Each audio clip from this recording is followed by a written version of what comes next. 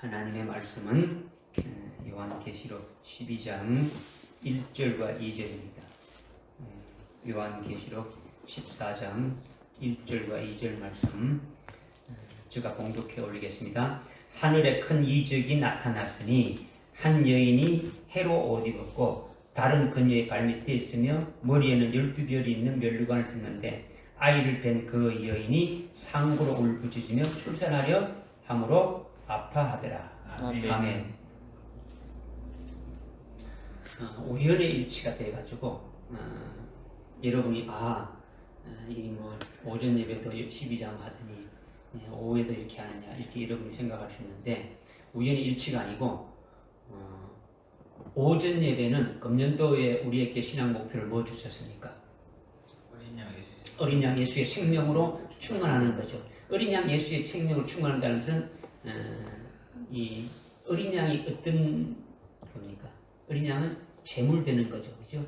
제물되신 그 예수님의 생명으로 충만한다는 것은 예수님의 것이 우리 되어지는 거죠. 예수님 것이 되어지는 것은 예수님은 내가 진리를 했으니까 진리의 말씀을 이렇게 먹고 진리의 말씀으로 하나 되어지는 거죠. 그죠?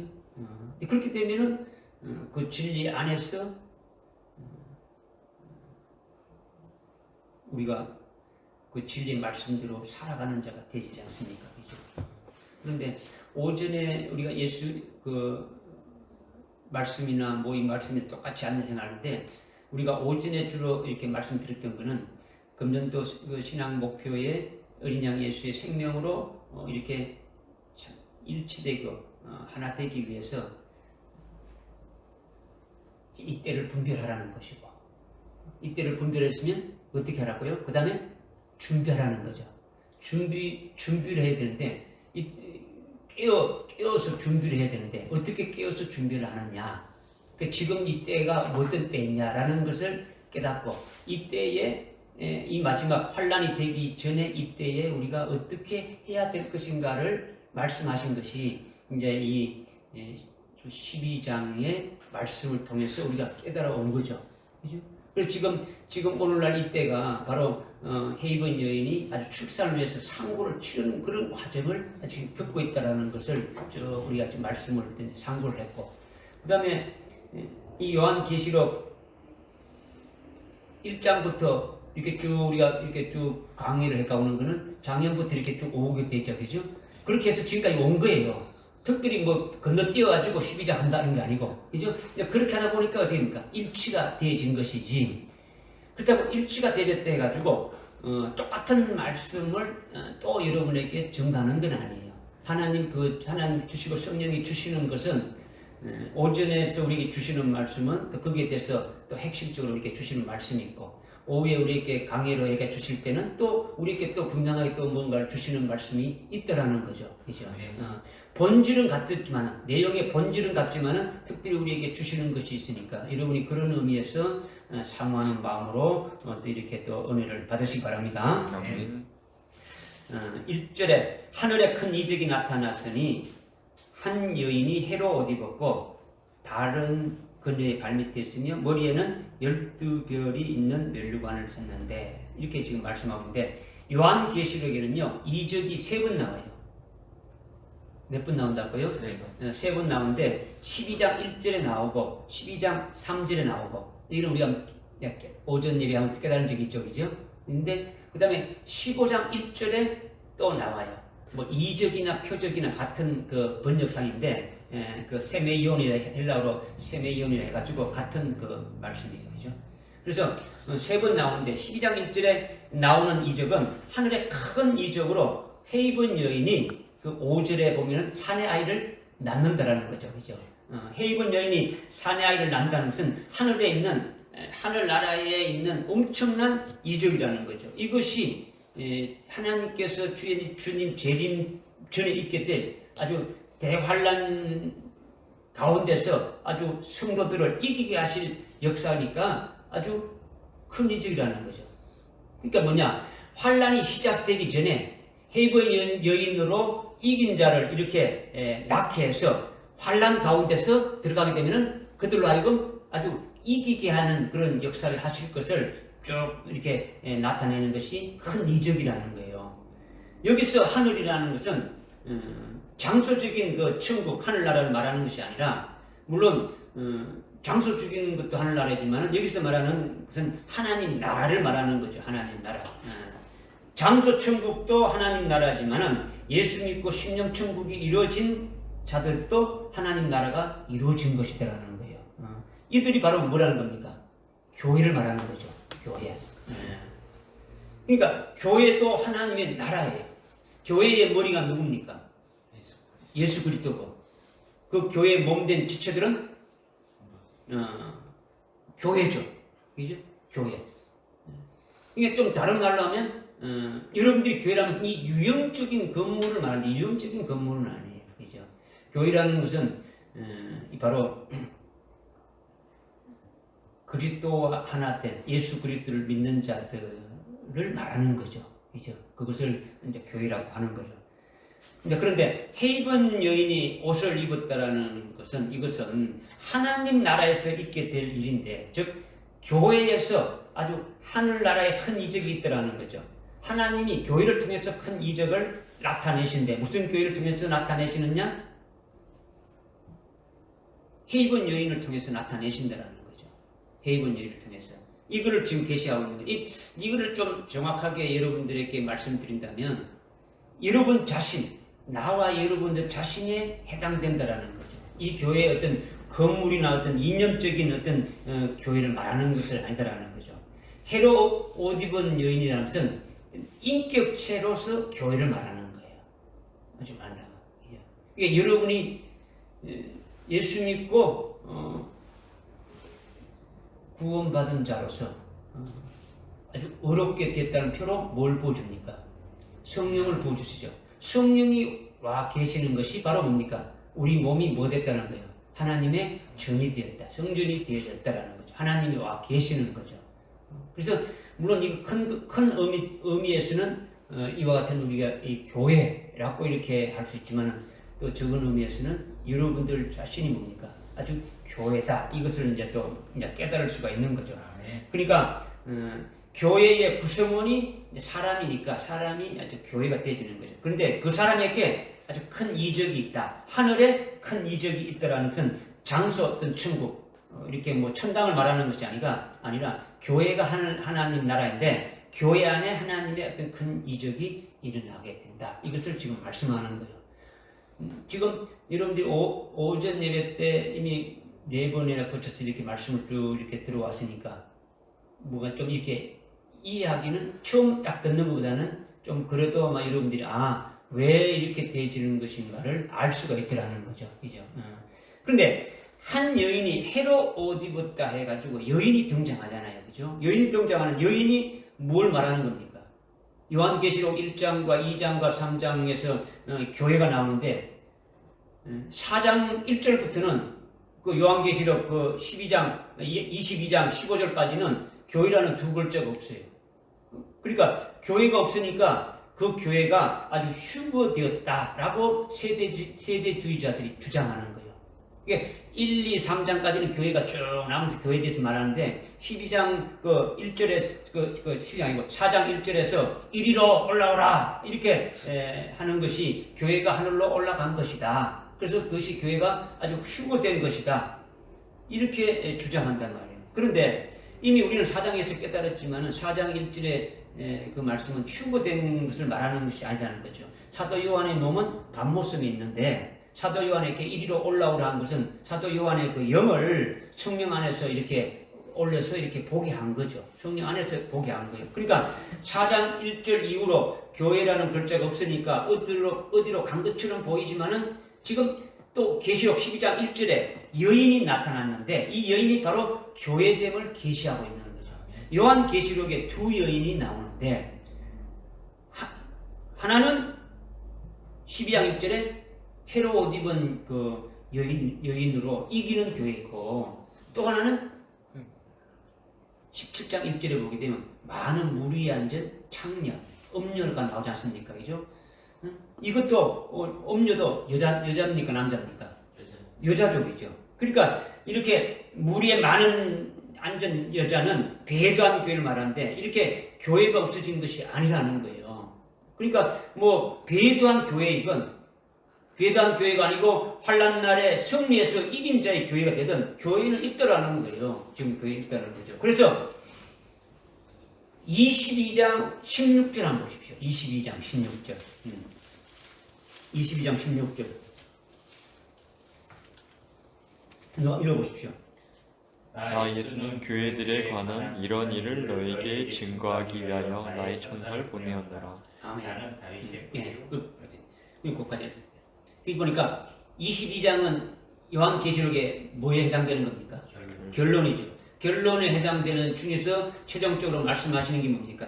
지금 예수님이 뭐에 대해서 말씀하신 거라고 이 모든 것이 교회들에서 관한 이런 일들이다라는 거예요. 교회에 관한 앞에서 쭉 말씀했는 것이 교회에 대해서 말씀했다. 이거는 교회는 휴거되어 보니까 어떻게 했냐? 4장 1절에 휴거되어 보니까 4장 1절부터는 유대인에 관한 것이다. 우리 교회에 관계 없다. 이렇게 세대주의들이 말해본단 말이에요. 이것이 아니더라는 거죠. 교회에 관해서 말씀하신 거더라는 거죠. 그러니까 환란이 시작되면은 여러분이 어디에 속해 되는 겁니까? 해입은 여인의 교회에 속할 것입니까? 아니면 배도하는 음녀인 교회에 속할 것이냐? 둘 중에 하나가 정해지는 거예요. 그러니까 이 둘 외에는 다른 것이 없는 거예요. 뭐 중간이 없는 거예요. 이것도 아니고 저것도 아닌 게 없다라는 거죠. 배도하거나 승리하거나 둘 중에 하나라는 거죠. 그런데 12장에 있게 될 이적은 이 마지막 아주 종말의 환란이 시작되기 전부터 있게 될 일이라는 거죠. 그죠? 환란이 시작돼서 이기는 자를 환란이 돼가지고 세우는 게 아니고 이미 환란이 시작되기 전에 그걸 준비해서 환란이 딱 되게 되면은 아주 이기게 하는 역사를 하신다라는 거죠. 그러니까 오늘날 이 종말의 때에 있게 될 일들을 지금 말씀하고 있더라는 거예요. 그러니까 해입은 여인은 종말에 세워진 아주 금초대 교회로 환난 날의 믿음으로 이기는 자를 배출하는 교회이다라는 거예요. 크게 말하면 이런 교회가 되지고 적게 말하면 또 여러분 자신이 해입은 여인이 되지는 거예요. 그죠? 그런데 지금은 여러분은 뭡니까? 근데 지금 이 해입은 여인 금초대 교회에 속해서 그런 이기는 자로 지금 세우기 위해서 지금 계속 여기에서 됩니까? 해입은 여인을 하여금 출산에 상고를 치르는 거죠. 여러분들 하여금 이기는 자로 딱 내지는 게 뭡니까? 이기는 자로 딱 배출되는 게 뭡니까? 아주 순교신앙으로 딱 세워지는 거죠. 순교자로 딱 세워지는 것이 이기는 자로 딱 보장되지 않습니까? 그렇기 위해서 지금 여기 종말에 세워진 그 해입은 여인 금초대 교회에 속해서 지금 계속 지금 그렇게 말씀으로 계속 지금 하고 있는 거예요. 그죠? 이것을 여러분들이 이제 깨달아야 되겠죠. 그런데 이 해입은 이 여인이 뭐로 옷을 입었댔습니까? 해로 옷 입었다. 해로 옷 입었다. 여기서 해는 태양을 말하는 거죠. 왜 태양인 겁니까?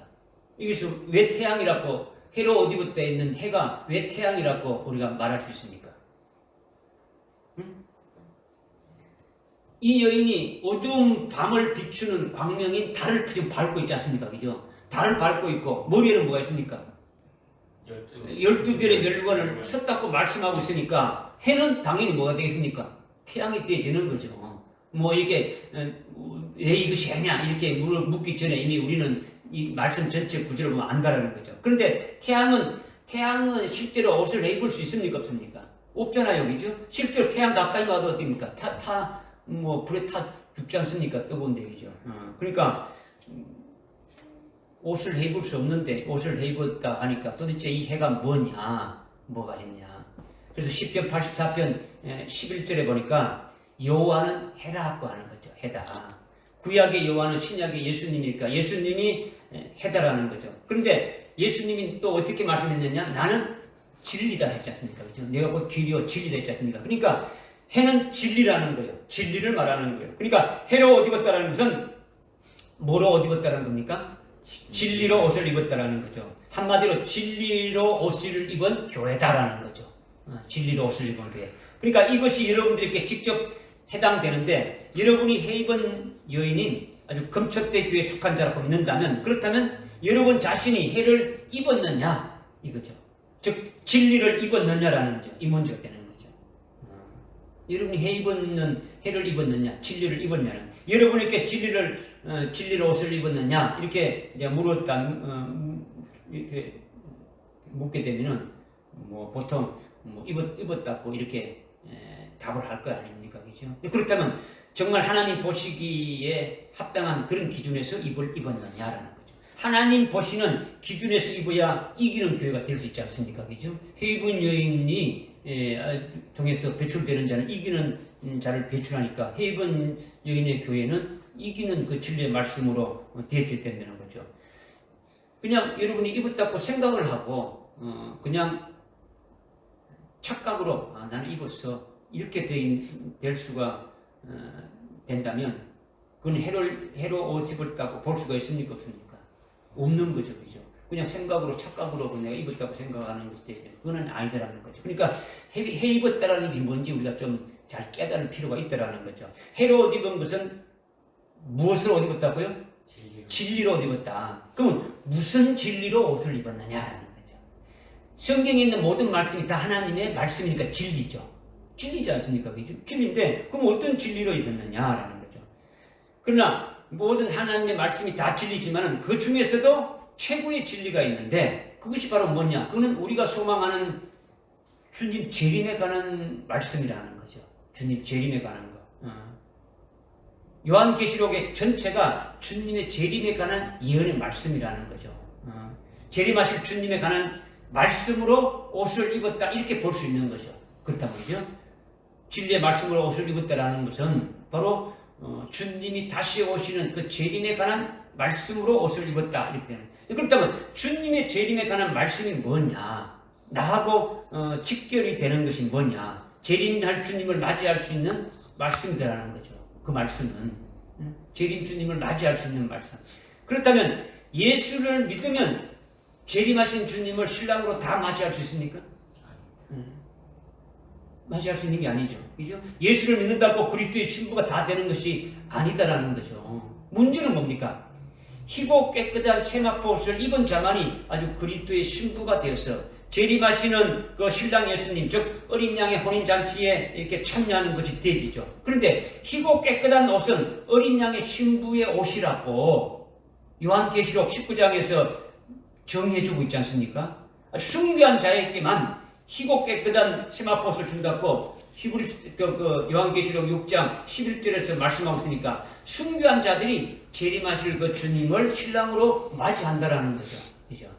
그러니까 해로 옷을 입는다는 것은 진리로 옷을 입는 것인데 그 진리로 옷을 입었다는 것은 이것은 한마디로 말하면 환난날에 숭배해서 주님 재림할 때에 부활하는 자가 바로 흰 세마포 옷을 아주 입은 자다라는 것이 나오는 거죠. 다시 말하면 간단하게 말한다면 첫째 벌의 진리의 말씀으로 옷을 입은 자가 되어야 된다. 이 말씀을 하시는 거예요.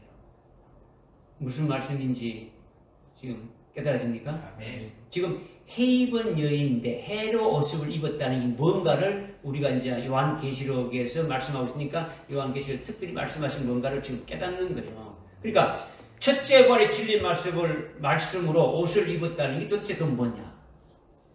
첫째 벌의 진리의 말씀으로 옷 입었다는 것이 뭡니까 그러면? 첫째 벌의 진리의 말씀으로 어떻게 옷을 입을 수 있을까요? 그리스도인들이라면 다들 말씀을 듣고 진리의 옷을 입었다고 하는데 과연 하나님이 보실 때에 그럴 때 입었다고 볼 수 있느냐는 거죠.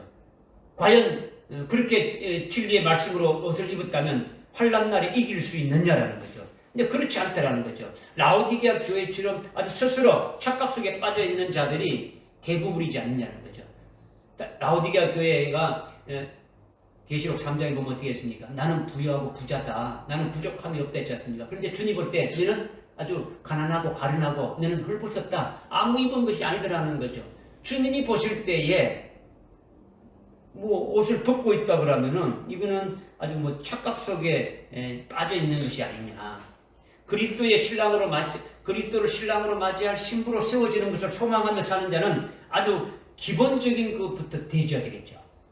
우리가 주님을 아주 신랑으로 맞이하는 사람이 아주 우리의 믿음 자체가 기본적인 것부터 탁탁탁탁 세워져 가지고 딱 이렇게 아홉가지 채워져야지. 기본적인 건 하나도 없고 그냥 위에만 붕 떠 있으면 그거는 언제든지 무너질 수 있는 거예요. 아무것도 그냥 첫째 부활의 진리의 말씀만 가지고 있다 이렇게 해서 되는 것이 아니더라는 거죠. 아주 믿음의 기초가 아주 단단하게 서 있어야 되는 거죠.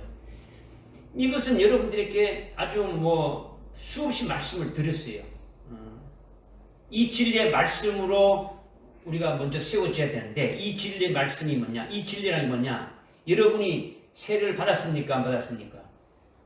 세례를 받았죠. 물 서너 방울 적시는 그런 세례가 아니라 물론 그런 세례도 필요하지만은 로마서 6장 3절부터 11절에서 말씀하고 있는 그 세례, 특히 갈라디아서 3장 27절, 28절, 29절에서 말씀하고 있는 그리스도 안으로 세례 받은 자는 그리스도로 옷 입었다. 그리스도 안으로 세례 받은 자는 그리스도로 옷을 입었다 했지 않습니까? 그죠? 그러니까 그리스도로 옷을 입게 되면은 세례 받은 자인데 그렇게 되면은 여자가 세례 받으면 여자는 어떻게 되는 겁니까? 여자가 세례 받으면 여자가 있는 겁니까? 없어지는 겁니까? 남자가 세례 받으면 그리스도인만 여러분은 1 더하기 1은 1 더하기 2는 2 1 더하기 1은 2 1 더하기 2는 3 이것밖에 몰라. 근데 이게 좀 이렇게 넓어져야 되는데 똑같이 말씀을 이렇게 쭉 해도 여러분들은 그것을 어떻게 잘 그것만 벗어나면 잘 생각 잘 안 되잖아요. 그죠? 그러면 그리스도 안으로 세례를 받았다. 그리스도를 세례 받았게 되면은 갈라디아서 3장 27절에 그리스도로 합하여 세례 받은 자는 그리스도로 옷 입었다 하면서 어떻게 말하고 있습니까? 남자도 아니고 여자도 아니다. 그죠? 그 다음에 헬라인도 아니고 유대인도 아니다. 종도 아니고 뭐 자유인도 아니다. 이렇게 좀 말씀했지 않습니까? 이거를 우리는 이미 수없이 말씀을 많이 들어서 깨닫고 있지 않습니까? 그러니까 세례 받은 자는 또 옛사람이 우리는 또 죽었다고 이렇게 또 깨닫고 있지 않습니까? 그 여자라는 옛사람, 그 부모로부터 태어난 그 육신에 관한 거는 어디입니까? 이미 다 죽어지고 청산되는 거죠. 남자로 세례 받으면 남자도 없어지고 여자로 받으면 여자도 세례가 없어지는 거예요. 한국 사람이 세례 받으면은 한국 사람이 없어지는 거예요. 미국 사람이 세례 받으면 미국 사람이 없어지는 거죠. 그죠? 아주 뭐 종이나 사장이 세례 받으면 종도 아니고 사장도 아니고 없어지는 거죠. 그러니까 뭐 아주 성별이 없어지는 거죠. 국적이 없어지는 거예요. 신분이 없어지는 거예요. 자, 그리스도 안에서 하나라는 거죠. 그리스도 것이 됐다라는 거죠. 믿어지십니까? 네. 그러니까 이렇게 그리스도 안으로 세례받는 자는 그리스도로 옷을 아주 입은 자니까 그리스도로 옷을 입은 자는 이제는 남자도 없고 여자도 없는 거예요. 유대인이고 헬라인이고 미국이고 한국인이고 없는 거예요. 종이나 자유자나 뭐 이런 것이 아니라 신분이 모든 것이 다 없어지고 마는 거죠. 그러니까 이렇게 그리스도로 옷 입은 자는 아주 그리스도의 것이 되어졌으니까 그리스도의 것이 된 자는 거기 보니까 아브라함의 아주 시다. 아브라함의 약속의 유혹을 받는 자다. 이렇게 갈라디아서 3장 27절, 28절, 29절에서 아주 말씀하고 있지 않습니까? 그죠? 그렇다면 이렇게 그리스도 안으로 세례받은 자는 그리스도로 옷을 입은 그 자는 그리스도의 것이라 했는데 그렇다면 해로 옷 입은 자는 진리로 옷 입은 자는 즉 다른 말로 첫째 부활의 진리로 옷 입은 자는 어떻게 되는 겁니까? 지금 앞에 설명드렸죠? 앞에서 그리스도 안으로 세례받은 자는 그리스도로 옷을 입은 자다. 그리스도로 옷을 입은 자는 그리스도의 것이 되어졌다. 이걸 앞에 설명드렸지 않습니까? 그러면 해로 옷 입었다라는 것은 진리로 옷을 입은 것인데 즉 첫째 부활의 진리로 옷을 입은 것인데 그렇게 옷을 입은 자는 어떻게 되느냐 이걸 또 제가 물은 거예요. 그리스도의 신부가 그리스도 안으로 세례받은 자는 그리스도로 옷 입었는데 그리스도로 그 옷을 입었다는 것은 여러분의 육체는 어디 되는 겁니까? 그대로 있습니까? 없어지는 겁니까? 없어지는 거죠. 육체가 그대로 있고 그리스도로 옷을 입으니까 이렇게 옷을 이렇게 걸친 겁니까? 아니죠, 그죠? 그리스도 안으로 세례받고 그리스도로 옷을 입다는 것은 코트를 입듯이 이렇게 걸치는 것이 아니다라는 거죠. 겉으로 그렇게 옷 입는 것이 아니다라는 거죠. 그리스도 안으로 들어가는 거죠, 그죠? 세례받는다는 건 그리스도 안으로 들어가는 것은 이걸 엔디오라고 하는 거예요. 예. 그리스도 합하여 세례받는다라는 것은 그리스도 안으로 세례받는다라는 거예요. 이걸 헬라어로 엔디오라 해가지고 그리스도 안으로 들어간다라는 거죠. 그리스도 안으로 들어가게 되면은 우리 자신이 어떻게 되는 겁니까? 없어지는 거죠. 죽어져 버리는 거죠. 그리스도 안에 들어가 보니까. 그럼 뭐가 있는 겁니까? 그리스도만 남는 거죠. 그리스도만 있는 거예요. 그러니까 그리스도의 끝이 되어지는 거죠. 이제 그렇게 되는 자가 바로 그리스도로 옷을 입은 자다 이렇게 말했지 않습니까? 그죠? 그리스도의 끝이면 우리 육신의 옛사람은 전부 다 육신의 그 옛사람은 없어져 버리고 그리스도를 믿는 믿음으로 사는 것만 되어진다는 거죠. 아주 세피적으로 되어진 거죠. 그죠? 그러면 해로 옷을 입었다면 첫째 부활의 진리의 옷을 입었다면 그러면 어떻게 되어지느냐 이거를 제가 물은 거예요. 첫째 부활의 진리의 옷을 입었다는 것은 바로 뭘 말하느냐라는 거죠.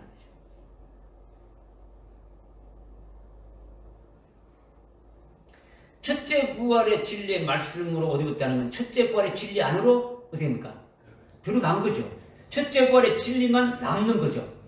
첫째 부활의 진리의 말씀으로 들어가 버렸으니까 첫째 진리의 말씀이 완전히 내 것이 돼가지고 생명이 딱 됐으니까 전부 다 첫째 부활의 진리로만 남는 거죠. 나의 그 어떤 본래의 모습을 없애주고 첫째 부활의 진리의 말씀으로 만들어진 자기 존재가 딱 되어지는 거죠.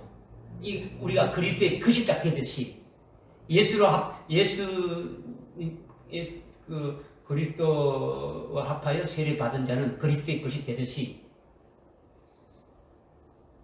해로 옷 입은 그 여인이라는 것은 바로 진리로 옷을 입은 걸 말하는데 어떤 진리냐? 첫째 부활의 진리로 옷을 입은 것이다 라는 것은 첫째 부활의 진리 안으로 우리가 딱 이렇게 들어간 것이 되어진다면 우리라는 존재는 전부 다 첫째 부활에 해당되는 그 진리로 존재로 살아가는 자가 되어진다라는 거예요. 무슨 말인지 깨달아집니까? 첫째 부활의 진리에 의해서 만들어진 존재라면 그 본질이 뭡니까? 첫째 부활의 진리가 되어지는 거죠. 이 강대상의 본질이 뭡니까? 이 강대상의 본질이 뭡니까? 크리스탈이죠. 이 본질은 크리스탈이지 않습니까? 그죠? 본질이 첫째 부활의 진리로 만들어진 존재라면 본질은 첫째 부활이 되어지는 거죠. 우리가 첫째 부활이 되어지는 거예요. 첫째 부활의 진리로 만들어진 존재가 되어지는 거예요. 첫째 부활의 진리에서 만들어진 존재라면 그 본질이 첫째 부활의 진리가 되어지지 않습니까? 이 강대상이 본질이 아주 크리스탈이듯이 이 크리스탈로 만든 것이 강대상이라는 것과 같이 첫째 부활의 진리로 옷을 입었다는 것은 본질이 첫째 부활의 진리로 만들어진 것이다. 이와 같이 되어진다는 거죠. 그러니까 이 강대상의 그러면 본성은 뭡니까? 본성. 이 강대상의 본성은 예? 본질은 크리스탈로 되어 있고 본성은 딱딱하잖아요. 그죠? 딱딱하다 뭐다 이렇게 딱 나오지 않습니까? 본성은. 그죠? 첫째 부활의 진리로 옷을 입은 자의 본성은 어떻게 되는 겁니까?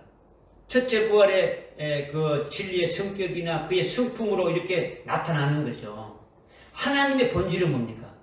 생명이고 하나님의 본성은 사랑이고 거룩이고 뭐 이렇게 좀 나타나지 않습니까? 그 본성은 그죠? 사랑으로 대표되는 것이 사랑으로 이렇게 나타나지 않습니까? 그죠?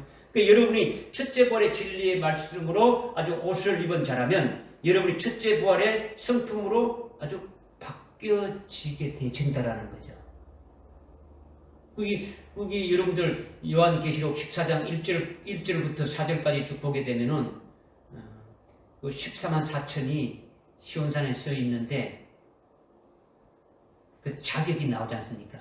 자격이 그 여자와 더불어 더럽히지 아니하고 어린 양이 어디로 가든지 이끌림받고 쭉 나오지 않습니까? 그죠? 하나님 어린 양의 아주 처음 남자고 이렇게 쭉 나오지 않습니까? 그것이 14만 4천이 뭡니까? 아주 첫째 부활의 진리로 이렇게 그와 같은 자들이죠. 그죠? 옷 입은 자들이죠. 그들의 그 성품이 그와 같은 것을 이렇게 말씀하고 있지 않습니까? 그죠?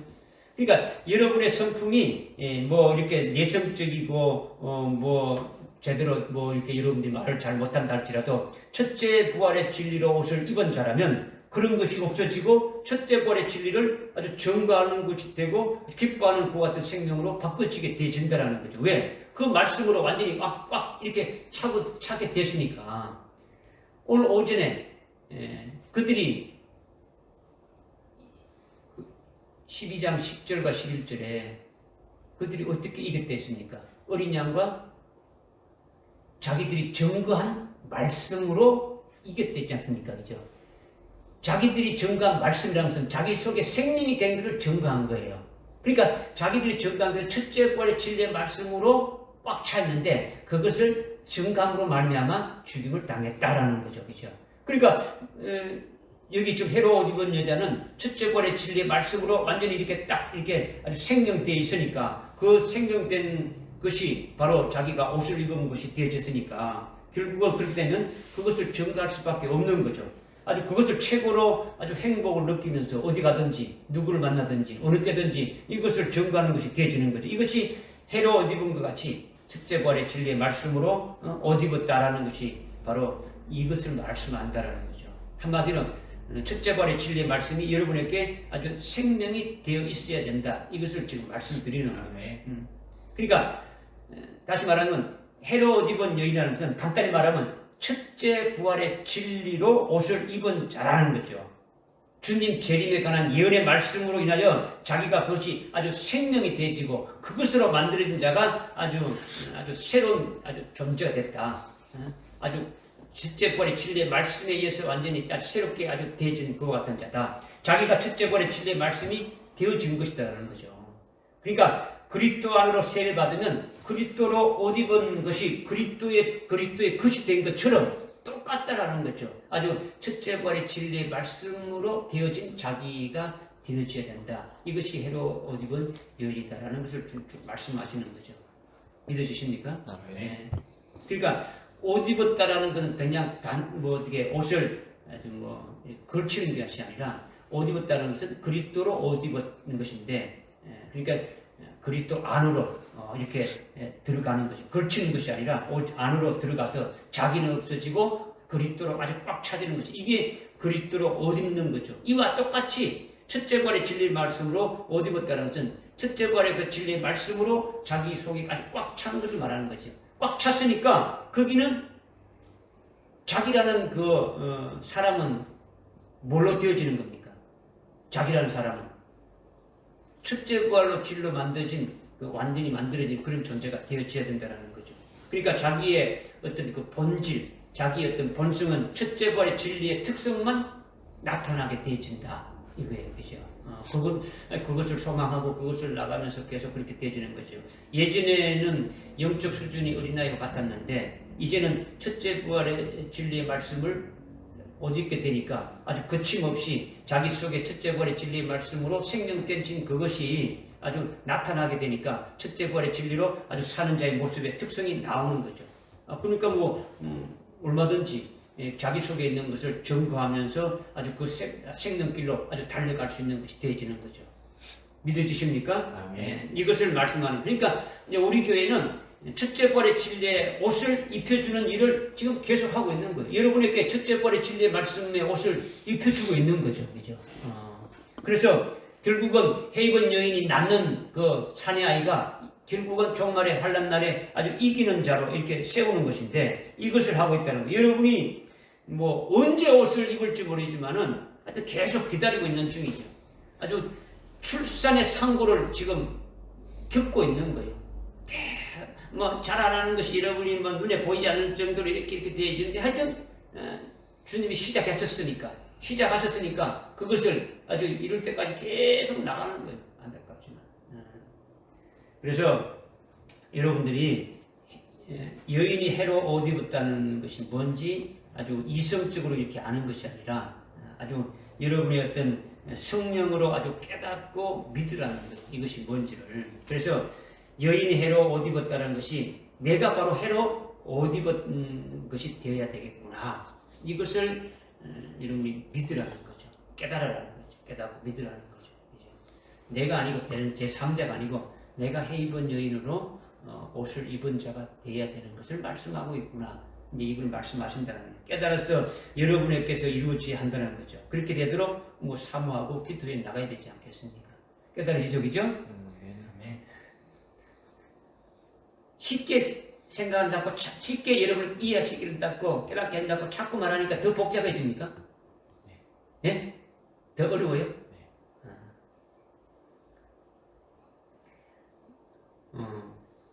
해로 옷 입은 것을 설명하기 위해서 세례를 말씀드린 거예요. 세례로 그리스도로 이렇게 세례 받는 것이 뭐다라는 것을 갈라디아서 3장 27절, 28절, 29절에서 말씀하고 있는데 그리스도로 합하여 세례 받는 것이 그리스도로 옷을 입는 것이다. 그리스도로 옷을 입게 되면 바로 그리스도의 것이다. 라는 이 말씀이 대전제로 이게 아주 우리 교회의 아주 대기초적인 것인데 이것을 그러면 해로 옷을 입는다는 것이 뭐냐? 그리스도로 합하여 세례받는 것이 그리스도로 옷 입는다면 그러면 우리가 첫째 부활의 진리의 말씀으로 해로 옷 입었다는 것은 첫째 부활의 진리의 말씀으로 옷 입었다는 것인데 첫째 부활의 진리의 말씀으로 옷을 입었다는 것은 뭐가 됐다는 겁니까? 첫째 부활에 아주 그게 딱 아주 막 그 말씀에 아주 생명이 되진 존재가 딱 되졌다. 그리스도의 것이 되듯이 첫째 부활의 것이 딱 되졌다라는 거죠. 첫째 부활의 진리의 말씀으로 살아가는 그런 생명된 존재가 되졌다. 이걸 말하는 거죠. 그리스도의 것이 되면 나타나는 것이 뭐가 나타난다? 그리스도의 것만 나타난다. 말해도 그리스도의 성품과 그리스도의 마음으로 말하게 되진다라는 거죠. 나타나게 되듯이. 그러니까 첫째 부활의 진리의 말씀으로 무장됐다면 우리의 삶이 살아가는 것이 첫째 부활에 합당한 삶을 살아가는 것이 되어진다. 이거를 지금 말씀을 좀 드리는 거예요. 그 다음에 해로 달을 밟고 있다는 거죠. 여인이 달을 발로 밟고 있다는 거죠. 달을 발로 밟고 있다. 창세기 1장 16절에 해는 낮을 주관하고 달은 밤을 주관하라고 이렇게 말씀하고 있죠. 해는 아주 큰 광명인 해는 낮을 주관해서 이렇게 하고 달은 작은 광명으로 밤을 주관하라는 거죠. 그런데 문자적인 달을 이렇게 말한다면은 거기에 1장 16절에 보게 되면 어떻게 말하냐면 어둠을 주관하는 광명은 땅을 비추라는 거죠. 땅. 근데 달이 밤에 비추게 되면 땅만 비춥니까? 바다도 비춥니까? 다른 다 비춥니까? 다 비추는 거죠. 그런데 창세기 1장 16절에 어떻게 했냐면 땅만 비추라고 나와 있죠. 그렇다면 이 1장 16절에서 말하는 달은 또 다른 의미가 있음을 우리에게 말씀해 주고 있다는 거죠.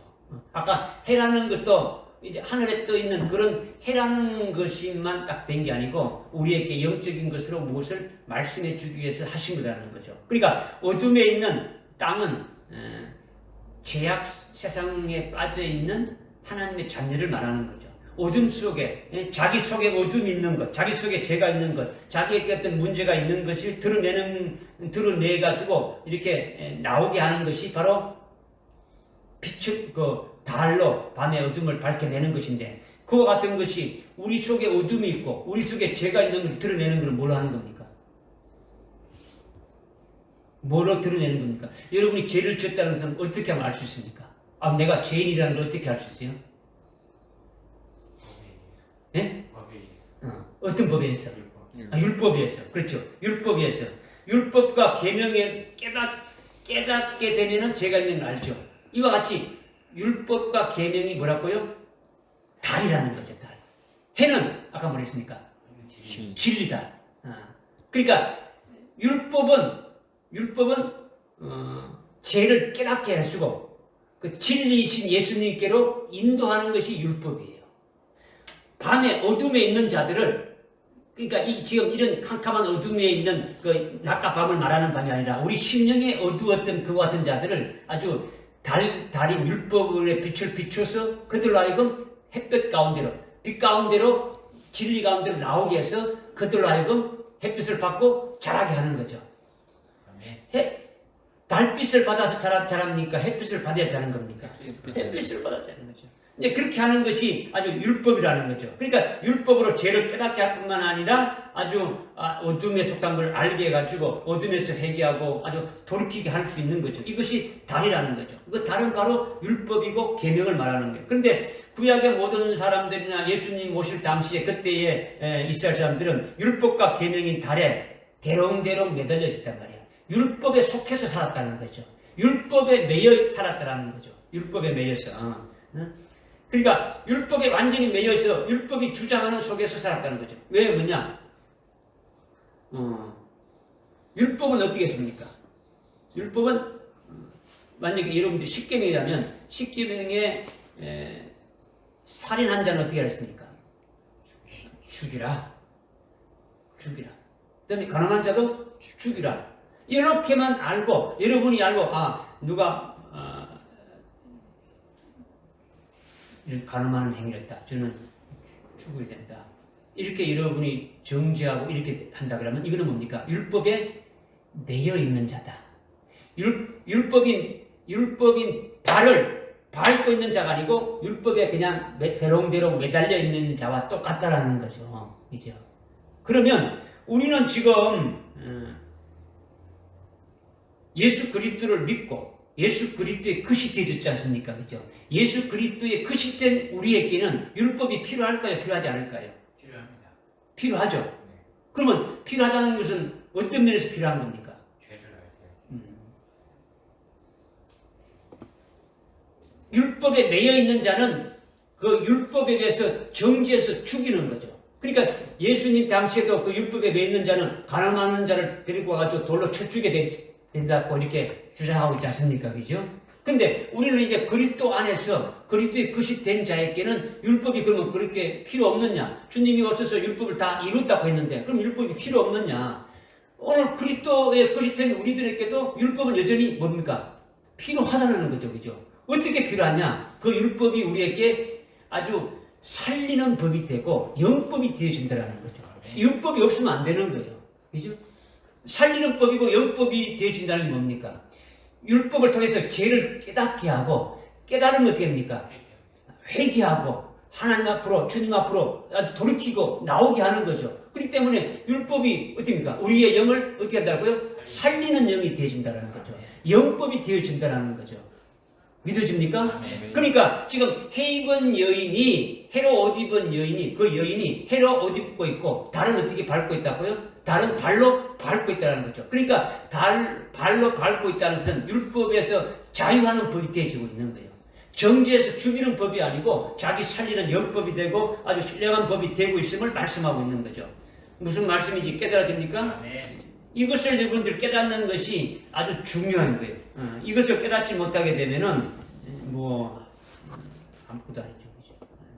지금 우리가 하나님 같이 온전하고 예수님 같이 성숙한 그런 자가 아니지 않습니까? 우리는 예수 그리스도의 장성한 분량에 이르기까지 날마다 어떻게 합니까? 계속 성장해야 됩니까? 성장해야 됩니까? 성장해 나가야 되는 거죠. 계속 예수 그리스도 형상에 일치되기까지 계속 우리가 자라가야 되는데 온전해져야 되는데 그렇게 하려면 뭐가 필요한 겁니까? 우리가 뭘 잘못했다든지 아주 영적으로 무슨 문제가 있다든지 어디에 어떻게 되어져야 된다는 것이 그것을 알고 있는 것은 뭡니까?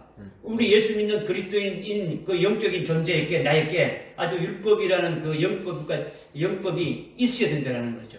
율법이 우리를 살리는 그 법이 돼서 그것이 있어야 된다는 것을 말씀하고 있는 거죠. 믿어지십니까? 이것이 바로 여인이 달을 밟고 있는 아주 것을 지금 말씀하고 있는 거죠. 그러니까 해로 옷을 입었다라는 것은 엔디오했다. 해로 옷 입었다는 엔디오했다. 첫째 부활의 진리로 옷 입어서 첫째 부활의 진리로 되어지는 것이고 첫째 부활의 진리로 본질이 완전히 바뀌어지고 본성이 완전히 바뀌어지는 걸 말하는 거죠. 그러니까 그의 모든 그 활동과 그의 모든 사역이 첫째 부활의 진리의 말씀과 같이 딱 증거하고 살아가는 것을 말한다. 이것이 해로 옷을 입은 것을 이렇게 말씀하는 거죠. 이 상태에서 뭐를 발로 밟고 있다고요? 달을 발로 밟고 있는 거예요. 해로 옷 입고 있는 상태에서. 그죠? 그러니까 그리스도의 것으로 살아가면서 율법과 계명이 버리는 것이 아니라 반드시 뭡니까? 해로 옷 입은 자도 첫째 부활의 그 진리로 옷 입은 자도 자기가 영적인 존재가 됐으니까 하나님의 부인이 될 정도로 아주 성숙한 자가 되지려면 그리스도의 신부로 이렇게 계속 살아가게 하려면 그 율법이 영법으로 아주 자유하는 온전한 법이 돼가지고 자기로 하여금 계속 그 법으로 자기 영이 어떻게 됩니까? 살아가는 자가 되어야 된다. 이걸 말씀드리고 있는 거예요. 그죠? 그리스도의 신부가 될 자가 되어지려면 계속 자기 속에 있는 모든 것들이 참으로 주님의 마음같이 완전히 딱 그렇게 되어져야 되니까 그렇게 되어지기 위해서는 그 율법이 그 영법이 돼가지고 살리는 법이 돼가지고 계속 필요하다라는 거예요. 이것이 발로 달을 밟고 있는 것이다. 그 여인이 이것을 지금 말씀하고 있는 거예요. 그 다음에 머리에는 뭐가 있다고요? 12별의 면류관이 있더라는 거죠. 별은 계시록 1장 20절에 보니까 7별은 7교회의 사자라고 했지 않습니까? 별은 하나님의 종을 가리키는 거예요. 12별은 하나님의 그 종들의 대표가 예수님의 12사도를 말하는 거죠. 12제자로 나타내고 있는 거죠. 왜 그러냐? 21장에 보면 새 예루살렘 성이 나오지 않습니까? 그죠? 새 예루살렘 성의 기초석에 12사도의 이름이 아주 기록되어 있는데 새 예루살렘은 뭘 했습니까? 새 예루살렘은 뭘 나타내고 계시해 준 거죠, 우리에게? 그렇죠. 그리스도의 신부가 영광을 받은 그 모습이 아주 보석성과 같음을 우리에게 가르쳐 주는 거죠. 그리스도의 신부가 돼서 영광을 받는 것이 새 예루살렘의 기초석에 12사도의 이름이 있다고 말씀하고 있는 거죠. 그러면 우리가 새 예루살렘, 즉 그리스도의 신부가 되려면 반드시 뭐 같은 신앙으로 되어야 됩니까? 12사도와 같은 신앙이 되어져야 되는 거죠. 12가. 그러니까 12사도는 전부 주님의 발자취를 따라서 주님이 마지막 십자가에 죽으신 것 같이 아주 순교로서 끝나는 거예요. 그래서 주님이 재림하실 날에 아주 첫째 부활로서 아주 검면류관을 쓰게 되어져 있는 거죠. 이것이 12별이 있는 면류관을 쓰고 있다는 거예요. 여인이 교회라고 했으니까 교회는 여러분이 자신이 되는데 여러분의 머리에 면류관이 쓴다는 것은 12사도가 받은 아주 검면류관을 쓸 수 있는 신앙을 이어받은 자가 아주 되었다. 이렇게 나타내는 것이 12별의 면류관을 썼다. 이것을 말씀하고 있는 거죠. 할렐루야. 그러면 우리가 12사도의 신앙을 계승한 자들이 되어진다는 것이 핵심이 뭡니까? 12사도의 그 신앙의 핵심을 우리가 계승한다면 그 핵심이 뭐가 되는 겁니까? 12사도와 같은 믿음의 그 정죄를 끝까지 아주 지키고 아주 순교하는 것이고 주님의 발자취를 끝까지 따라가는 것이죠. 이것이 핵심이라는 거죠. 앞으로 예수님의 이름으로 고난받고 고통을 이렇게 따르고 정말로 아주 살이 베어지고 뼈가 아주 부서지고 아주 깎아내는 그런 희생이 예수님 때문에 아주 따르게 되어 있다는 거죠. 이것을 우리가 위해서 신앙생활에 나가는데 해입은 여인이 되어야 된다는 것은 바로 이것을 말씀하고 있는 거죠. 12별의 면류관을 썼다라는 것은 바로 12사도의 그 신앙을 계승한 것이다. 그 12사도가 바로 새 예루살렘의 기초석에 이름이 있다는 것은 그 새 예루살렘은 바로 그리스도의 신부의 영광된 모습을 나타내는 것이다. 그런데 그 12사도는 끝까지 해야 됩니까? 우리가 그들의 신앙을 계승한다는 것은 그 핵심은 그들은 아주 다 순교한 자들이고 끝까지 주님 가신 그 길을 따라간 자들이다라는 거예요. 그렇죠? 그러면 우리가 그 12사도처럼 아주 그와 같은 면류관, 12별의 면류관을 받았다라는 것은 바로 그와 같은 신앙으로 세워져야 됨을 우리에게 말씀해 주고 있다는 거죠. 믿어지십니까? 네. 그러니까 순교한 자들에게 주어지는 그 면류관이 금면류관이지 않습니까? 그죠?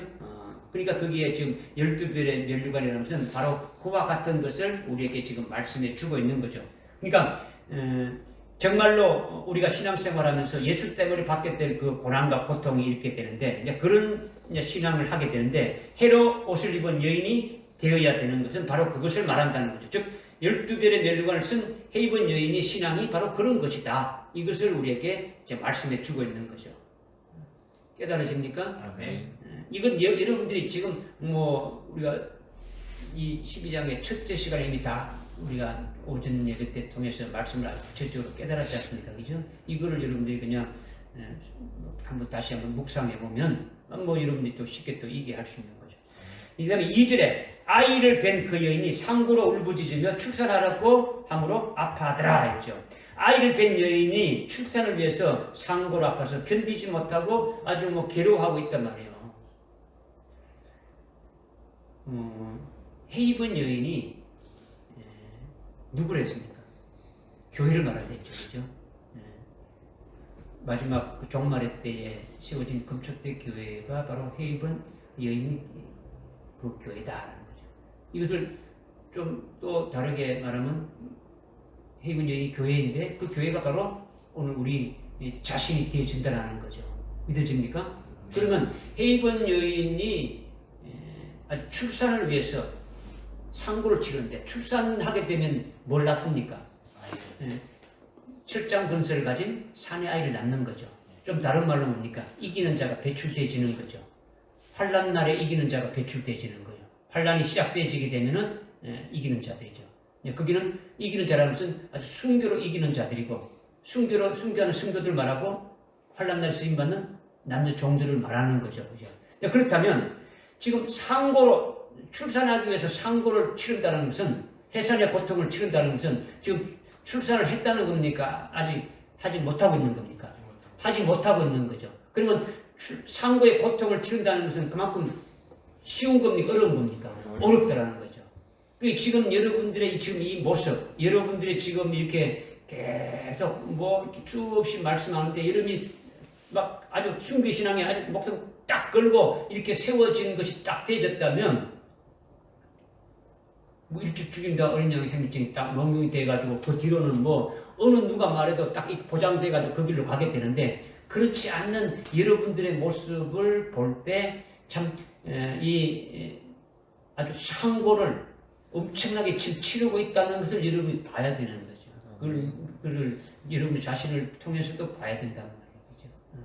이걸 먼저 말씀드리는 거예요. 그래서 갈라디아서 4장 19절에 보니까 사도 바울이 고백한 것이 뭐냐면 내가 그리스도가 형성, 내가 너희 안에 그리스도가 형성되기까지 아주 상고를 치른다.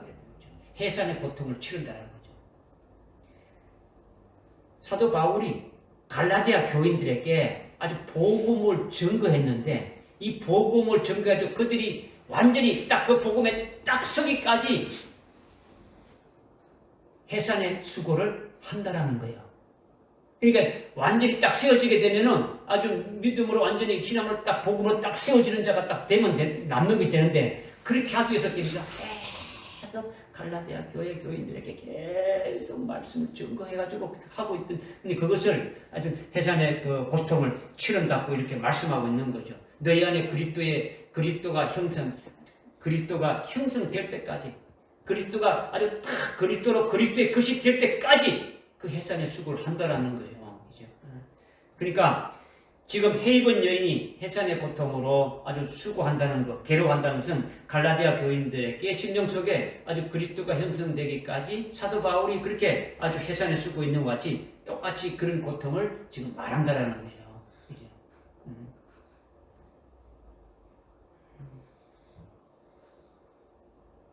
무슨 말씀인지 깨달아집니까? 복음으로 성경 한 군데 찾아봅시다. 고린도전서 4장 한번 봅시다. 고린도전서 여러분이 잘 이해 안 할 수 있는데 4장 15절에 고린도전서 4장 15절에 이는 너희가 그리스도 안에서 1만 명의 세성을 가질지라도 아비들은 많지 아니하며 그리스도 예수 안에서 복음을 통하여 내가 너희를 낳았다. 사도 바울이 남자입니까 여자입니까? 남자인데 지금 고린도 교회의 성도들에게 뭐라고 합니까? 내가 너희들 복음으로 낳았다라는 거죠. 아까 갈라디아 교회는 어떻게 한다고요? 갈라디아 교회 4장, 갈라디아서 4장 봅시다. 갈라디아서 4장 19절. 갈라디아 4장 19절에 한번 보니까 나의 어린 자녀들아 너희 안에 그리스도가 형성될 때까지 내가 다시 상고를 치른다. 내가 너희들이 다시 하여튼 너희들이 지금 아직도 어린데 너희들이 아주 그리스도로 아주 딱 세워질 때까지 계속 상고를 치른다는 거예요. 나을 때까지. 무슨 말씀 깨달아집니까? 지금 2절에 지금 말씀하는 거예요. 지금 이게 우리 본문 요한계시록 12장 2절에 아이를 뵌 그 여인이 상고로 울부짖으며 출산하고 아파하더라 이 말하는 거죠. 그죠? 그러니까 지금 해산한 아이가 누굽니까? 여기서 해산한 아이가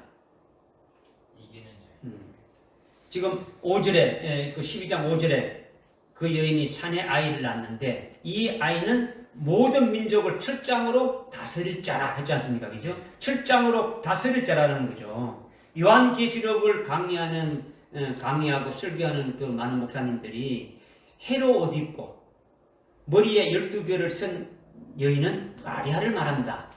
그리고 낳은 아이는 예수님이다. 이렇게 말하는 거예요. 아주 하여튼 90%는 그렇게 말하는 거예요. 90%. 여러분들 그 달력이나 사진 보게 되면 마리아가 이렇게 아이를 안고 있지 않습니까? 근데 머리 보면 뒤에 보면 됩니까? 둥그렇게 개처럼 되어 있지 않습니까? 후광을 이렇게 그려놓고 그것이 마리아다라는 거죠. 그 안고 있는 것은 그 예수님이다. 그러니까 지금 해입은 여인이 아이를 낳는데 이것이 바로 그것을 말한다. 이렇게 말하고 있단 말이에요. 그러니까 예수님이 철장을 가진 산의 아이다라고 그렇게 주장하고 그렇게 해석해서 그렇게 가르친다라는 거죠. 천주교에서 만든 그런 사진들을 보면 전부 다 그렇게 되어 있단 말이에요. 머리에 뒤편에 아주 후광이 있고 어린 아이를 안고 있는 사진이 대부분인데 그것을 그대로 믿고 그렇게 말하는 거예요. 또 다른 일부는 어떻게 또 말하느냐 하면 헤이번 여인은 구약교회를 말한다. 구약교회에서 낳은 사내 아이가 바로 예수님이다. 구약교회로부터 예수님이 이 땅에 탄생된 그것을 말한다. 이렇게 해석하는데 이것은 아주 두 가지 다 잘못된 거예요. 아니다라는 거죠. 왜 잘못됐느냐? 계시록은 예수님의 탄생에 대해서 말씀하는 것이 아니라는 거죠. 그죠? 1장 1절부터 요한계시록 1장 1절부터 어떻게 말하고 있습니까? 주님의 재림하심에 대해서 말씀하고 있지 않습니까? 그죠? 주님 재림하실 때 속히 될 일들을 예언하고 있는 거예요. 예수님의 탄생은 사복음서에 있으니 다 나와 있지 않습니까? 그죠? 사복음서 1장에 첫머리에 다 나와 있어요. 마태복음 1장에 보게 되면 예수님의 탄생에 대해서 나오고, 그죠? 1장 2장에서, 그죠? 마지막 장에서는 뭐가 나오는 겁니까? 예수님의 죽으심과 부활에 대해서 이렇게 나오고 있는 거죠. 그러니까 요한계시록에서 예수님의 탄생에 대해서 아주 말할 필요가 있습니까? 없습니까? 아주 불필요한 거죠. 불필요한 거예요. 이것은 성경을 몰라도 아주 상식적으로도 안 맞는 거예요. 그렇게 말하는 것은. 말이 안 되는 것을 주장하는 거죠. 또 말이 안 되는 것은 이거는요, 아주 전문적으로 파고 들어가면 바로 알 수 있는 거예요. 조금만 이렇게 들어가게 되면. 사내 아이가 철장을 가졌댔지 않습니까? 그죠? 철장을 가졌다는 그 철장 권세는 뭘 말하는 겁니까? 예수님만 가지고 있는 겁니까? 아니잖아요. 그죠? 계시록 2장 27절 한번 보십시오. 누가 읽어보십시오. 계시록 2장 27절. 그가 철장으로 그들을 다스리리니 그들이 질그릇같이 산산조각으로 부서지리라. 나도 나의 아버지께로부터 받은 것이 그러하니라. 네. 그러니까 지금 이기는 자에게 뭘 준다고요? 철장 권세를 주는데 이 철장 권세는 누가 가지고 있는 겁니까? 하나님 아버지의 것인데 누구에게 줬다고요? 예수님께 주었죠. 예수님께 주었는데 예수님이 누구에게 준다고요? 이기는 자들에게 주신다라는 거죠. 그죠? 그러니까 헤이번 여인으로 통해서 사내 아이로 태어나는 자가 철장으로 민족을 다스린다라는 것이 예수님을 말씀하신 게 아니다는 말이야. 그죠? 이미 앞에서 다 나왔지 않습니까? 그죠? 그러니까 두아디라 교회에 이기는 자에게 철장 권세를 준다니까 예수님이 하나님 아버지로부터 받은 그 철장 권세를 이긴 자에게 준다는 거죠. 그러니까 금초대교회 이긴 자에게 철장 권세를 주시는 것을 말씀하고 있는 거죠. 그러니까 헤이번 여인이 낳는 사내아이가 철장 권세를 받아 가지고 있는 거예요. 받는 것을 말하고 있는 거죠. 그러니까 헤이번 여인은 금초대 교회에서 이기는 자를 어떻게 배출하는 것인데 그 사내 아이를 낳는 것이죠. 사내 아이. 그러니까 그 사내 아이가 뭐라는 것입니까? 환난 날에 순교하는 자들이고 또 환난 날에 남녀 종들로 아주 쓰임 받는 자들을 말씀하는 거죠. 그렇죠? 이들에게 준다라는 거죠. 살아계신 하나님 인침 받아서 이렇게 남녀 종들로 이렇게 사역할 그 사내 아이들을 말하고 있는 거죠. 이들이 예수님께로부터 뭘 받는다고요? 철장 권세를 받는다라는 거죠. 그러니까 계시록 2장 27절에 이기는 자는 예수님을 말하는 겁니까? 예수님이 이기는 자에게 철장 권세를 준다는 걸 말하는 겁니다.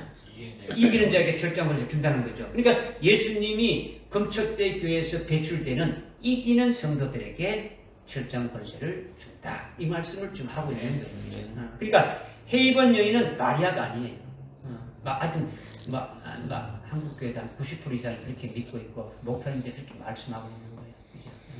예수님이 세운 아주 금초대 교회를 말하는 거예요. 헤이번 여인은. 그리고 사내 아이는 예수님이 아니라 금초대 교회에서 배출되는 환난 날에 이기는 자들을 가리킨다. 이것이 아주 확실한 정답이에요. 그러니까 요한계시록 1장, 2장, 3장에 나오는 금초대 교회가 어떤 교회인지 보면요, 이건 다 잘못된 걸로 나와요. 왜? 초대교회 때 있었던 아시아의 7교회와 똑같으니까, 이름이 똑같으니까 그 교회다 이렇게 해버리고, 그 초대교회 때 이 사건이니까 이건 이미 다 70년도, AD 70년도 다음에 이루어진 것이다 이렇게 바꾼단 말이에요. 그러니까 이 성경이 안 풀리는 거예요. 전혀 안 풀리는 거예요. 제대로 되지지 않는 거죠. 그러니까 우리가 1장, 2장, 3장에서 아주 중요하다는 걸 계속 여러분들에게 말씀했고, 그 2장, 3장에 나오는 금초대 교회가 아시아의 7교회가 아니다. 종말에 세워지는 그 7교회를 말하는데, 그 7교회는 바로 초대교회의 그것을 그대로 어떻습니까? 아주 이름을 그대로 인정해가지고 그대로 해서 우리에게 말씀해 주십니다. 근거가 어떤 근거를 두고 말해야 되니까 초대교회가 그렇게 했는데 그렇게 된 것을 그대로 우리에게 계시를 해서 말씀해 주는 것이고, 그 다음에 7교회만 딱 되는 것이 아니고 그 7교회는 뭐라고 했습니까? 7 과정을 말한다. 금초대 교회인데 그 금초대 교회는 에베소 교회에서부터 라오디게아 교회까지 그 과정을 거쳐서 되어지는 것을 말한다. 에베소 교회 이기는 자가 되어지면 그 다음에 에베소 다음에 스무나 교회로 이기는 자가 되어지고, 이기는 자 되게 되면 부가모 교회로 올라가고, 이렇게 해서 라오디게아 교회까지 딱 이기는 자가 딱 되어졌을 적에 하나님 보좌 우편에 앉게 되어지는 그와 같은 것으로 우리에게 아주 딱 해준다. 이것이 헤이번 여인이다라는 거죠. 믿어집니까? 네. 그래서 지금 요한계시록이요, 막 본물처럼 막 터지고 있지 않습니까? 여러분들 막 인터넷에 아주 본물처럼 터지는 거예요. 엄청나게 많이 나오는데 각양각설로 미혹하고 홀리고 있는 거예요. 그러니까 어떤 것이 옳은, 아주 올바른 진리인지 정답을 모르고 아주 정처없이 헤매다가 아주 죽게 되어 있는 거예요. 또 정답이 있어도 아주 귀가 얇아가지고 뭐 잘못된 말을 들으면 아주 넘어지는 자들도 있는 거죠. 여러분은 이것을 여러분이 제발 아주 확실하게 좀 믿고 잘못된 길로 가는 자들에게 아주 정거해서 바로 세우는 그와 같은, 살리는 그와 같은 자가 되어져야 되는 거죠. 아멘. 여러분이요, 지금 이게 아멘 하셨는데 1년에 한 영혼이라도 나와 똑같은 진리의 말씀으로 살려야 되겠다. 이런 여러분들의 어떤 그 마음에 기도하는 거 있고 그렇게 나간다면 여러분들에게 분명히 상이 있을 거예요. 하나님 주시는 특별한 상이 있을 거예요. 뭐 1년에 말고 그냥 한 명이라도 나와 똑같은 그와 같은 이 진리의 말씀으로 이렇게 세워서 참 하나님 앞에 올바른 길로 갈 수 있는, 다시 오실 주님을 맞이할 수 있는 그와 같은 자로 세우겠다. 잘못된 미혹에 있는 자들을 이렇게 올바른 길로 갈 수 있도록 하겠다. 이런 것이 여러분 되어야 되는 거죠. 그죠? 그래서 지금 아이를 뵌 여인이 상고로 울부짖으며 출산하려 아파드렸는데, 이것은 여인이 아이를 낳는 해산의 수고를 말하는데 교회가 그렇다라는 거죠. 교회가 그렇다. 어느 교회를 말하는 겁니까? 건축되기. 모든 여인, 모든 교회가 다 그렇다는 게 아니라 헤이븐 여인이 그렇다라는 거죠. 정발에 세워지는 금초대 교회가 그렇다라는 거예요. 아멘. 헤이븐 여인이 왜 그런 겁니까? 바로 여러분 우리 교회를 보면 되지 않습니까? 그죠? 우리 왜 출산으로 고통하는지 아파하는지 그거는 여러분들 우리 교회를 보면 알 수 있는 거죠. 여러분이 어디에다가 생각을 지금 맞추고 있는지 모르지만은 우리 자신에 해당되는 말씀이라고 서두에 계속 말씀드렸지 않습니까? 그죠? 그러니까 거기에 포커스 맞춰가지고 아주 금초대 교회가 이렇게 해산의 수고를 하고 있다라는 것을 여러분이 깨달아야 되는 거죠. 오늘날 마귀들은요, 귀신들은 요한계시록 할 때 가만두지 않아요. 그냥 어떻게 하든지 아주 문제를 일으키는 거죠. 말씀을 듣지 못하게 그냥 만들어 보는 거예요. 육신적으로 아프게 만들거나 아니면 다른 생각을 가지게 하다거나 그러면 완전 교회를 떠나게 만든다거나 이렇게 해보는 거죠. 여러분이 아주 정신을 차려서 아주 듣고 믿을 때도 귀신들은요 가만두지 않아요. 계속 역사하는 거죠. 아주 말씀을 마음에 두고 아주 생명에 대해서 그 말씀대로 살려고 하면은 귀신이 계속 역사하는 거예요. 그냥 들은 둥 마는 둥 그냥 별것 아니다고 생각하면 귀신이 관여할 필요가 있습니까? 없습니까? 없죠. 가만 놔두고 지가 알아서 대충 나가는데 구태고 할 필요가 없어요. 말씀대로 살려고 하면 할수록 아주 들어붙는 거예요. 아주 그렇게. 그러니까 여러분들이 이런 것을 알고 하여튼 믿음으로 나가야 되는 거죠. 적당하게 여러분이 그냥 머리에 지식으로 그냥 이렇게 듣는다고 하게 되면요 마귀와 귀신들도 역사하지 않아요. 그냥 네가 알아서 너는 내 편이다. 너는 가만히 있어도 내 편이니까 네가 그냥 하라 이거죠. 그렇게 되면 문제죠. 스스로 여러분들 스스로에게도 문제가 되는 거예요. 근데 이제 그런 문제가 어려운 어떤 문제가 생겼을 때 여러분이 어떻게 또 대처하느냐는 거죠. 넘어져 버리느냐. 시험을 받을 때에 시험을 이기는 게 아니고 시험을 당해가지고 그냥 넘어지는 자가 되면 이거는 아무것도 아니죠. 이기게 되면 한 단계 올라가는 거예요. 또 이기게 되면 한 단계 오늘 하나님의 그 구원과 능력을 찬양했지 않습니까? 그 구원이 뭡니까? 구원의 그 핵심이 뭐라 했습니까? 우리를 구원하신 것이 하나님께서 하나님의 자녀들을 아주 그리스도 안에서 아주 거룩하고 거먹게 하실 그 목적을 딱 이렇게 탁 세워놓고 그렇게 하기 위한 도구로 천사장을 버려가지고 마귀 되게 해서 그 마귀로 하여금 우리를 어떻게 한다고요? 아주 도구로 우리를 아주 훈련시키고 연단시키는 도구로 했다라는 거죠. 아주 스파링 상대로 만드는 거예요. 각계전투 훈련장의 조교들처럼 이렇게 막 세우는 거예요. 그래서 막 온갖 하는데 유격장의 조교들처럼 막 악랄하게 막 하는 거예요. 그렇게 해서 하나님은 우리로 하여금 더 아주 영적으로 아주 믿음의 사람을 계속 세우는 그 과정을 이렇게 하는 거죠. 그래서 결국은 아주 목숨까지 딱 아주 내놓고 아주 끝까지 믿는 그와 같은 자들에게는 하늘나라의 최고의 영광을 주신다라는 거죠. 이것을 이제 말씀을 하고 있는 거죠. 그러니까 오늘날 그 귀신들은요, 이제 그와 같은 것을 아니까 아주 발악을 하는 거죠. 해산하는 아이가 바로 숭배의 신앙에 올라서 가지고 살아계신 하나님의 인을 이마에 인침받은 자가 출산된 그 사내 아이죠. 그러니까 금초대 교회에서 배출되는 숭배 신앙을 세워진 이기는 자가 바로 그 사내 아이라는 거죠. 그 사내 아이가 뭘 가졌다고요? 철장 것을 가졌다 됩니다. 그죠? 철장 것을 가졌다면 여러분이 그 사내 아이에 해당돼야 됩니까? 해당되지 않아야 됩니까? 여러분이 그렇게 되어야 되는 거죠. 아니? 아멘. 이제 환란의 때가 거의 가까이 왔으니까 여러분들 우리에게 직접 관계가 되는 것을 보아야 되는 거예요. 아이된 여인이 상고로 울부짖으며 출산하려 함이라 앞에 했던 이것이 현재 우리 교회에 진행 중에 있는 사항이다라는 거예요. 여러분 자신을 보라는 거죠.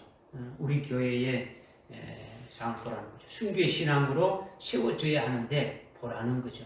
그와 같은 믿음의 분량까지 세워져야 되는데 얼마나 지금 되느냐 보라는 거죠.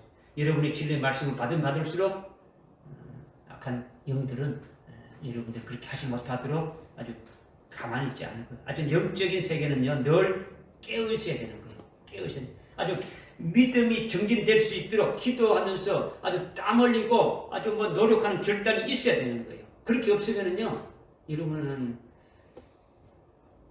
퇴보 아니면 그냥 지는 거예요. 그래서 그렇게 되지 않기 위해서 하나님은 기다리지 않아요.